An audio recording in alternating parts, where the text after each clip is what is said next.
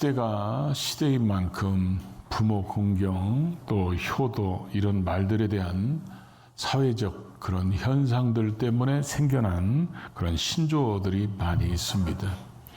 그런 말들 중에서 낀 세대, 샌드위치 세대, 때로는 마처 세대 이런 말들도 있습니다.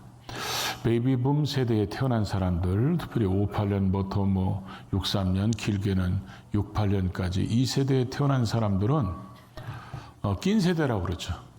부모님을 봉양해야 되고 자식들을 부양해야 되는 그런 양쪽에 끼어 있는 샌드위치, 낀 세대라고 이렇게 표현하고 있고, 또 반면에 마처 세대라고 하는 이유는 부모님을 봉양하는 마지막 세대, 그리고 자식들로부터 봉양을 받지 못하는 첫 번째 세대, 이런 의미로 마처 세대라고 그럽니다. 그런 신조어들이 생기고 그런 말들이 많이 쓰여지는 세상은 그만큼 하나님께서 원하시는 본질에서 많이 벗어났고, 그만큼 세상이 변질됐고 타락했다는 그런 모습의 반증일 것입니다. 하나님께서는 이 땅의 모든 사람들 중에 가장 소중하고 가장 중요시 여기는 명령이 바로 부모를 공경하라, 이렇게 말씀을 주셨고 명령하셨습니다. 그래서 시대가 변할수록 효도의 방법은 바뀔 수 있고 변할 수 있지만 그 근본, 의미, 목적은 절대로 바뀌어서는 안 됩니다. 그게 주님 오실 때까지, 때로는 우리가 주님 앞에 설 때까지 그 근본 의도는 바뀌어서는 안 되는데, 그래서 우리가 이런 어버이 주일에 아마 어쩌면 가장 많이 듣는 본문일 겁니다. 다시 한번 우리가 내가 이대로 살고 있는지, 이대로 실천하고 있는지, 또 이대로 잘 할 수 있도록 가르치고 있는지 우리를 돌아보면서 다시 한번 이 말씀의 근본적 의미를 되새김으로 하나님이 약속하신 그 약속의 복이 우리와 우리의 후손들에게 계속 이어지는 신앙의 명문가를 만들어가는 우리 모두가 될 수 있기를 주의 이름으로 축복합니다.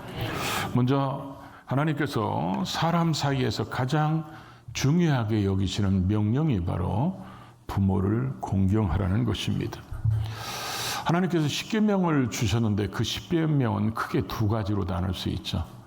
피조물이 어떻게 하나님을 잘 섬길 것인가에 대한 대신 계명이라고 그럽니다. 그리고 사람과 사람 사이에는 어떤 모습으로 살아야 되는지 그걸 대인 계명이라고 하는데, 5계명부터 10계명까지 그 대인 계명 중에서 첫 번째로 주신 그 말씀이 바로 부모를 공경하라는 것입니다. 성경에서 어떤 말씀이 계속해서 반복되거나 자주 인용되거나 거기에 대한 부연 설명들이 많이 붙은 말씀들은 굉장히 중요한 의미나 의도가 있습니다. 특별히 이 부모를 공경하라는 말씀은 십계명을 주실 때 출애굽기 20장 12절에 내 부모를 공경하라, 그리하면 내 하나님 여호와가 내게 준 땅에서 내 생명이 길리라, 이렇게 말씀했던 1세대들은 광야에서 다 죽고 이제 2세대 여호수아 갈렙 빼고 나머지 2세대가 이제 가나안 땅에 이제 목전에 두고 하나님께서 모세를 통하여 광야 40년의 말씀을 다시 한번 재교육을 하기 위해서 쓰여진 게 신명기죠. 그래서 신명기 5장 16절 말씀은 이 출애굽기 20장 12절 말씀을 인용해서 또 말씀합니다. 그래서 하나님께서 명령한 대로 네가 부모를 공경하면 내 하나님 여호와가 너희가 들어간 땅에서, 내가 준 땅에서 내 생명이 길고 복을 누리게 될 것이다, 이렇게 말씀하셨어요. 이걸 에베소에서는 첫 계명이라고 그랬습니다. 약속 있는 첫 계명. 이 첫자라는 의미는 순서적으로 첫째라는 의미도 있고 우선순위로 가장 먼저, 중요도에 있어서도 매우 중요한 이런 의미를 담고 있습니다. 첫 계명이라는 것은 많은 계명 중에서 제일 먼저 써 있어 이런 의미가 아니라 계명 중에서 가장 중요하고 소중한 의도가 담긴 말씀이다. 그런 뜻입니다. 우리가 공경하라고 그럴 때 이 공경하다는 단어의 의미는 존경하다 이런 의미도 있고, 또 하나는 무엇 어떤 일에 가치를 두다, 값을 매기다 이런 얘기입니다. 그러니까 우리가 어떤 예를 들어서 이런 뚜껑 하나를 값을 먹일 때 10,000원이다, 20,000원이다 이런 가격을 매겨서 물건을 주고 파는데, 부모를 공경하는 그 가치는 얼마나 될까? 우리가 겉보기에는 명품이 비싸고 뭐가 비싸고 다 그럴 수 있지만, 우리의 내면적인 속에서 가장 가치를 둬야 된, 가장 비싼 가치를 두고 가장 높은 가격을 매겨야 되는 게 바로 뭐냐? 부모 공경이다, 그런 얘기입니다. 그만큼 성경에서 하나님께서 이와 같이 강조하고 있는 말씀인 것을 우리에게 보여주는데, 구약시대는 이스라엘 백성들이 전체가 신앙 공동체고 혈연 공동체니까 그냥 말씀을 주셨는데, 이제 예수 그리스도께서 이 땅에 오셔서 십자가에 죽으시고 부활하시면서 복음이 이제 이방인들에게 퍼져나가면서 이 말씀이 조금씩 의미가 본질은 같은데 적용에 있어서는 조금 다르게 쓰여진 것을 보여주고 있습니다. 그래서 자녀들아, 주 안에서 너희 부모들에게 순종하라, 이것이 옳으니라. 그러면서 그 이후로 이 신명기 5장의 말씀을 인용하는 것을 보게 됩니다. 신명기 5장의 말씀을 그냥 인용한 게 아니라 그 앞에 부모를 공경하라 그러면서 주 안에서 하라고 이와 같이 말씀을 넣어놓으신 이유가 있죠. 그것은 우리가 예수님께서도 그런 말씀을 하셨는데, 우리가 신앙생활하면서 부모님이 먼저 신앙을 복음을 받아들이면 이 복음이 뭔지를 아는 부모님들은 자식들에게 어떻게든지 복음을 듣고 복음을 믿고 구원받게 하는 것이 부모의 간절한 소원입니다. 그래서 구원을 받게 하는 거예요. 복음이 뭔지를 알기 때문에. 그러나 어떤 가정에 부모님들이 복음을 듣기 전에 자녀가 먼저 복음을 들었어요.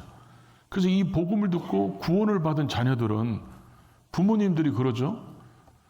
이방에 복음이 전해지니까 이방신을 섬기고 우상을 숭배하던 부모님들이, 야, 너 교회 나가면 안 돼. 너 예수 믿으면 안 돼. 왜 우리가 섬기는 신을 버리고 왜 너는 종교를 받고? 이러면서 신앙적 갈등이 생길 수 있습니다. 그럴 때 우리가 우선순위를 어디에 두어야 되는가에 대한 말씀이 주 안에서 이렇게 표현되어 있습니다. 복음을 받아들이는 것에 우선순위를 둬야 되는가, 부모의 말씀에 순종하는 것에 우선순위를 둬야 되는가 했을 때, 그때는 하나님의 말씀인 복음을 듣는 것에 우선순위를 두어야 된다는 것입니다. 이것은 이미 주님께서 누가복음 14장이나 누가복음 18장에도 이미 말씀하신 적이 있습니다.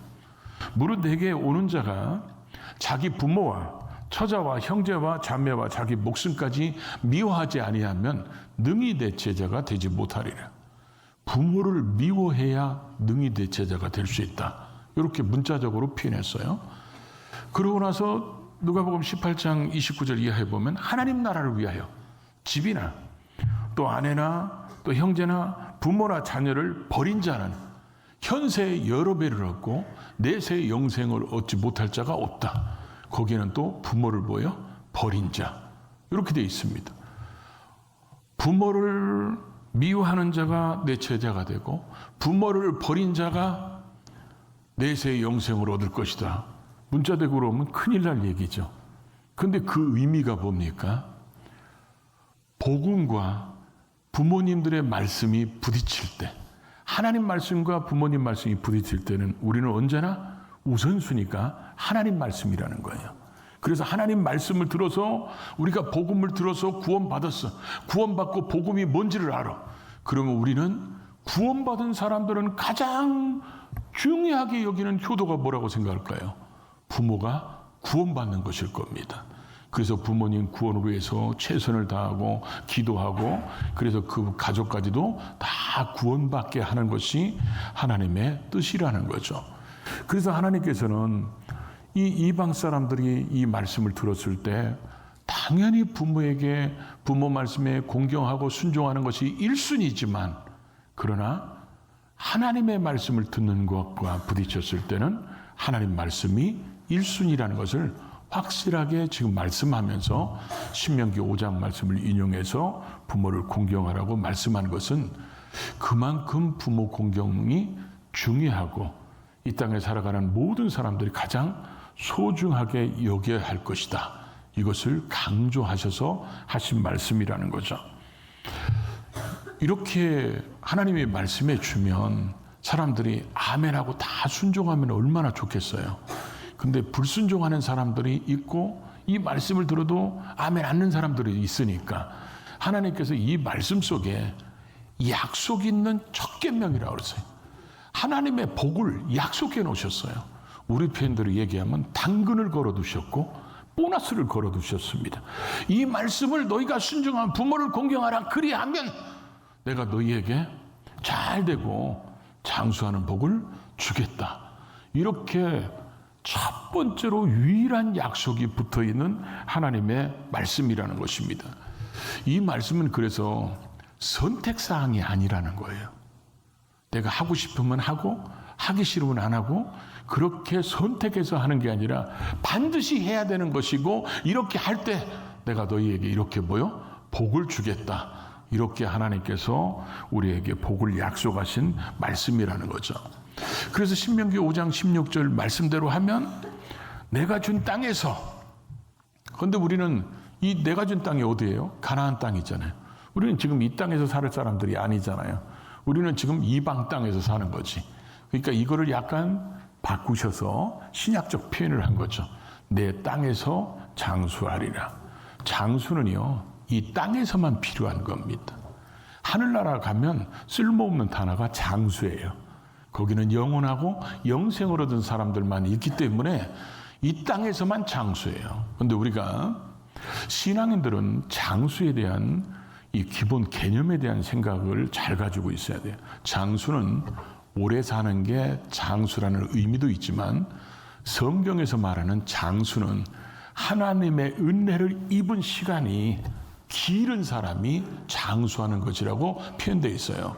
이게 왜 중요하냐면 내가 예수 믿고 구원받고 하나님을 아버지라고 부르고 성령님을 모시고 살기 시작한 이 시간이 길을수록 하늘나라에 가면 상급이 많습니다. 그리고 이 시간이 길을수록 자기가 심은 것 자기가 거둘 수 있고 자기가 심은 것 자기 자식들이 거두는 것을 볼 수 있고 자기가 심은 것 자식의 자식이 거두는 것을 볼 수 있기 때문에 그렇습니다. 그래서 성경에서는 땅의 장수가 그래서 복이라고 이와 같이 말씀하고 있다는 거죠. 이스라엘 백성들은 신앙 공동체고 또 하나님께서 말씀하셨는데 이스라엘 백성들은 내가 준 땅에서 내 생명이 길리라 이걸 직접 몸으로 체득하면서 살았던 사람들이에요. 왜 그러냐면 신명기 21장에 또 반복해서 하시는 말씀이 있어요. 그게 뭐냐면 부모를 거역하고 부모를 치거나 부모의 말씀에 불순종하고 이런 자식들은 극형에 처했습니다. 그러다 보니까 극형에 처하니까 자기의 생명의 수를 다 누리지 못하고 그 안에 죽어버리는 거예요. 이런 역사적 배경 속에서 주신 말씀입니다. 그러다 보니까 이들은 그걸 몸으로 느끼면서 사는 거예요. 아, 부모에게 공경하지 않으면 하나님 앞에서 또 그런 자식을 돌로 쳐서 죽이라고 했기 때문에 그래서 부모 공경에 대해서 아주 철저한 이런 자녀들이었어요. 그런데 이제 신약시대에 들어오면서 이방인들에게 복음이 전해집니다. 이방인들이 구원받아요. 이 구약은 혈연 공동체고 신앙 공동체인데 이제 신약시대는 한 사람이 구원받음으로 교회 공동체의 일원이 되고 교회 공동체에 들어오게 되는 이 사람들은 이제 거기에서 이제 하나님 말씀을 듣고 이제 살아가는데 하나님께서 이렇게 사람들이 살아가면서 가장 원하는 사람들이 가장 원하는 복이 뭘까? 그걸 두 가지로 압축하고 요약하면 잘 되는 거하고 장수하는 겁니다. 근데 우리는 지금 보편적으로 장수국가에 살고 있어요. 그러다 보니까 요즘에 초상났다 하면 90, 100 사이에 있는 분들이 정말 많습니다. 그러니까 그거보다 더 살아? 이렇게 생각할 수 있었지만 여러분이 지금 살으면서 하는 모든 것들은 장수와 대부분 연결되어 있어요. 옛날에는 먹을 것이 없어서 오늘 뭘 먹지? 이런 고민이 많았는데 요즘에는 고민이 뭐예요? 뭘 먹어야 살이 안 찔까? 이게 고민입니다. 그러면서 살도 안 찌면서 맛있으면서 이런 걸 먹으려고 굉장히 애쓰고 힘쓰잖아요. 거기다 대고 운동합니다. 영양제도 먹습니다. 몸에 좋다는 것은 다 하려고 그래요. 왜 그래요? 오래 살고 싶어서 그런 거예요. 이게 인간의 가장 큰 꿈이에요. 오죽하면 불로초를 구해오라고 그랬을까요? 그런데 하나님께서는 부모를 공경하는 자들에게 장수의 복을 주겠다. 이렇게 약속하셨어요. 그리고 또 하나는 뭘 약속하십니까? 잘 되는 것을 약속했어요. 이 잘 되고라는 말이 단어가 합쳐진 거예요. 두 단어입니다. 잘 되고. 근데 이 원어상에 보면 따로따로 되어 있는데 이 잘이라는 말이 잘되다, 번영하다, 형통하다 이런 뜻이고 되고라는 말이 일어나다, 만들어지다, 생겨나다 그런 말이에요. 그럼 이 두 단어를 합쳐놓으면 좋게 하는 일들이 자꾸 만들어지고 자꾸 생기고 번영하는 일들이 자꾸 생기고 만들어지고 형통한 일이 뭐요? 계속해서 이루어지고 막 이 단어만 들으면 아멘 하고 싶잖아요. 계속해서 잘 되고 계속해서 번영하고 계속해서 형통하고 근데 아멘 하고 싶은데 아멘 한다고 주는 게 아니라 성경에 구원받는 것은 아무런 조건이 없지만 대부분의 하나님의 복이 약속되는 것은 조건이 있어요. 그래서 오늘도 그러죠. 그리하면 이로써 너희들이 그 말씀대로 순종하면 이렇게 복을 주겠다. 너희들이 그렇게 함으로써 그렇게 했기에 그렇게 하니까 복을 주겠다. 이렇게 약속된 실천이 약속된 그런 복이기 때문에 반드시 순종해서 이 복을 누려야 된다는 거죠. 그래서 순종하는 자에게 약속된 계명이기 때문에 우리는 반드시 이런 복을 누리기 위해서라도 부모에게 효도하고 공경해야 된다는 것이죠. 아브라함의 신앙을 그대로 본받은 사람이 누굽니까? 이삭입니다. 아버지가 하나님 말씀이면 뭘 해야 되는지 어떻게 해야 되는지를 몸으로 직접 배운 사람이 이삭입니다. 그런 아버지에게 하나님이 어떤 복을 주시는지를 자기가 직접 봤어요. 그러니까 자기도 하나님을 섬깁니다. 그리고 하나님 말씀에 순종합니다. 그것을 또 누가 보고 자랄까요? 야곱이 보고 자라는 거예요. 그 가정은 신앙의 모델이 있고 그 모델을 되는 부모에게 하나님께서 어떤 복을 주시는지를 볼 수 있는 현장이 가정이에요. 이게 하나님께서 만들어주신 가정의 의도고 목적이고 그리고 부모 자식 간에 만나게 한 이런 관계가 바로 그런 것 때문에 그렇다는 거죠. 그래서 하나님의 의도가 이루어지는 곳이고 만들어지는 곳이기 때문에 우리는 가정을 소중히 여겨야 되고 가정에서 가족으로 만나는 부모 자식 간의 이 관계가 그래서 무엇보다도 소중하다는 것입니다. 자녀가 부모에게 효도하게 가르치는 것도 중요합니다. 그러나 우리는 효도받기 위해서 그렇게 가르치는 게 아니라 부모의 마음은 다 그렇잖아요. 자식에게 뭘 줘도 덜 준 것처럼 느끼는 게 부모잖아요. 그 부모의 사랑이고 우리가 자녀한테 반드시 효도하게 가르쳐야 되는 이유는 그래야 그들이 잘 되고 장수하는 복을 받을 수 있기 때문에 그렇습니다. 우리가 효도받는 건 둘째치고라도 자녀가 잘 될 수 있게 된다면 자녀가 장수할 수 있게 된다는 하나님의 약속의 말씀이 우리의 자녀 속에 이루어지게 하려면 반드시 이 자녀들에게 신앙교육을 해야 된다는 거예요. 그래서 오늘 4절에 그렇게 말씀하잖아요. 내 자녀를 노엽게 하지 말라는 거야. 내 자녀에게 학대하거나 인격적으로 무시하거나 그들을 끊임없는 비난과 책망을 통해서 낙담하게 만들지 말라는 거예요. 그것도 계속해서 그렇게 만들지 말라는 거예요. 오직 주의 교훈과 훈계로 보여 양육하라는 것입니다. 그래서 하나님의 말씀으로 그들을 가르치고 양육해서 그들이 부모를 공경하고 효도함으로 하나님의 약속의 말씀이 그들 속에 잘 되고 장수하는 복이 그들 속에 이루어질 수 있도록 만들어야 된다는 거죠. 근데 요즘 그리스도인들이 자녀들에게 효도하라고 왜 못 가르칠까요? 본인이 모델이 못 되기 때문에 그럴 수 있습니다. 본인이 부모에게 효도를 못하니까 자식들에게 효도하라고 못 가르칠 수 있어요. 여러분, 우리는 시대를 탓하는 사람들이 돼서는 안 됩니다. 그래서 앞에도 제가 계속 얘기했죠. 효도의 방법은 바뀔 수 있어요. 그러나 그 근본 의미를 바꿔서는 절대로 안 된다는 겁니다. 그래서 우리는 내가 부모에게 효도하는 모습을 자녀에게 보여주면서 자녀에게 하나님 말씀이기 때문에 너도 효도해서 너가 잘 되고 너가 하나님의 복을 누리는 장수하는 복을 누리는 자가 되라고 우리는 가르쳐야 된다는 거죠. 그래서 여러분, 저도 우리 집사람한테 자주 얘기하는 것이 부모님한테 용돈 드릴 때는 꼭 자식들이 보는 앞에서 주라고 그럽니다. 드리라고. 부모님한테 전화 드릴 때도 자식들이 있을 때 자꾸 의도적으로 더 전화하라고 그래요. 그래야 자식들이 부모님을 보면서 부모님을 찾아뵙는 날이 있고 부모님한테 전화를 드려야 되고 이런 것들을 보이고. 왜 그러냐? 그게 우리가 대접받는 건 두 번째 치고 그 자식들이 하나님 말씀에 공경함으로 잘 되게 됐고 그들이 장수하는 복을 누리게 하기 위해서라도 우리는 반드시 그렇게 가르쳐야 된다는 거죠. 성경을 읽다 보면 또 어버이 주일에면 제일 많이 등장하는 여인이 있죠. 루시라는 여인. 어머니의 하나님이 나의 하나님이 되고 어머니의 백성이 나의 백성이 되고 어머니 죽는 곳에서 나도 죽겠다. 이 며느리 하나 잘 들어오고 며느리가 효도한 것 때문에 그 사람은 예수님의 족보에 기록되는 위대한 인물이 됐잖아요. 요셉은 형들이 그렇게 자기를 팔아먹었어도 그들에 대한 미움, 증오, 아픔이 얼마든지 있을 수 있잖아요. 사람이기 때문에.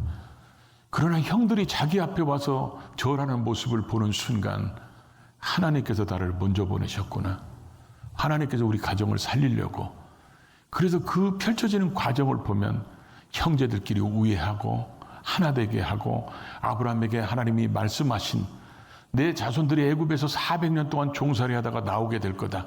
그 말씀이 이루어지게 하려고 나를 먼저 보내셨겠다. 이런 걸 깨달으니까 그 가족들이 거기 와서 살 수 있도록 준비하는 이 복의 통로로 쓰임받는 요셉을 보면서 우리도 저런 사람이 돼야 되겠다. 우리는 또 이런 어버이 주일이면 또 아주 나쁜 놈 얘기 하나 하죠. 나쁜 놈, 망할 놈, 죽일 놈 누굽니까? 압살롬. 힌트를 줘도 대답을 못 하시네요. 압살롬. 지가 왕이 되겠다고 아버지를 죽이겠다고 쿠데타를 일으킨 놈. 그것까지는 그럴 수 있다고 생각해요.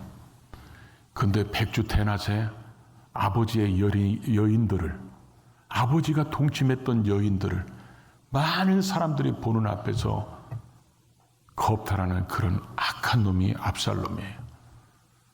그래도 아버지는 그 자식을 뭐죠? 죽이지 말라고. 결국 그 아들놈이 죽으니까 얼마나 아버지가 통곡하는지 죽인 사람들이 마치 죄인처럼 여겨질 정도로 시험 들 정도로 그런 자식이라고 또 아버지 울고 있는 다윗의 모습을 보면서 이 부모의 마음은 그런 마음인데 옴니와 비느하스 보십시오. 엘리 제사장이 낳았던 옴니와 비느하스는 하나님 앞에서 악행을 저질러서 결국 전쟁 나가서 죽게 되고 벗게도 빼앗기게 되고 그 소식을 듣고 엘리 제사장은 넘어지면서 목이 부러져 죽고 그 소식을 듣고 부인은 에나타가 죽으면서 얘 이름을 뭐라고 부릅니까? 이가봇이라고. 하나님의 영광이 떠나버렸다. 얼마나 비극적인 얘기입니까? 효도하는 방법은 시대에 따라서 바뀔 수 있습니다. 그러나 그 근본 의미는 절대로 변질돼서도 안 되고 바뀌어서도 안 된다는 것입니다. 지금은 사람으로서 당연하게 해야 되는 것이 변질된 시대입니다. 당연하게 해야 되는 것이 부담스러운 시대예요. 이런 속에서라도 우리는 우리만큼이라도 하나님을 아는 자인 우리만큼이라도 복음을 듣고 구원받은 우리만큼이라도 하나님 말씀대로 살아야 된다는 거예요.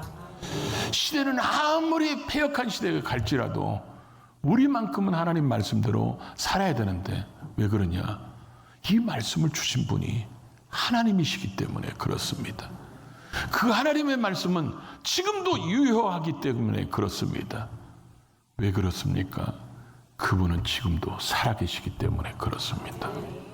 말씀대로 살아서 신앙의 명문가를 이뤄가는 우리 모두가 될 수 있기를 주의 이름으로 축복합니다.